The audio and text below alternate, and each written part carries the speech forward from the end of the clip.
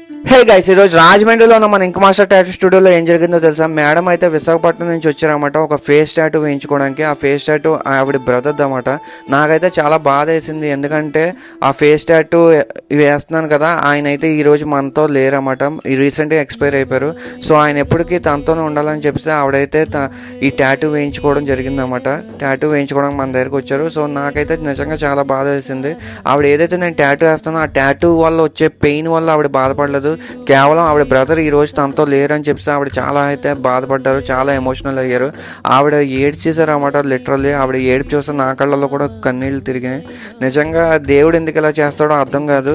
మనం బాగా ప్రేమించే వాళ్ళని, మనల్ని మోసం చేయకుండా ప్రేమించే వాళ్ళని దేవుడు త్వరగా పట్టుకెళ్ళిపోతాడు.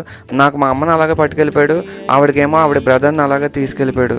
ఫైనల్గా అవుట్పుట్ చూసుకొని మేడం అయితే చాలా హ్యాపీ ఫీల్ అయ్యారు, చాలా ఎమోషనల్ అయ్యారు. ఇప్పుడు ఆవిడ బ్రదర్ ఆవిడతోనే ఉన్నట్టు ఆవిడైతే ఫీల్ అవుతున్నారు అన్నమాట. సో నాకైతే చాలా హ్యాపీ అనిపించింది. ఈ వీడియో నచ్చితే కనుక లైక్ చేయండి. మేడంకి ఆవిడ బ్రదర్ మీద ఉన్న ప్రేమ ఏంటో మీరు కామెంట్ బాక్స్లో కామెంట్ చేయండి. Thank you for watching.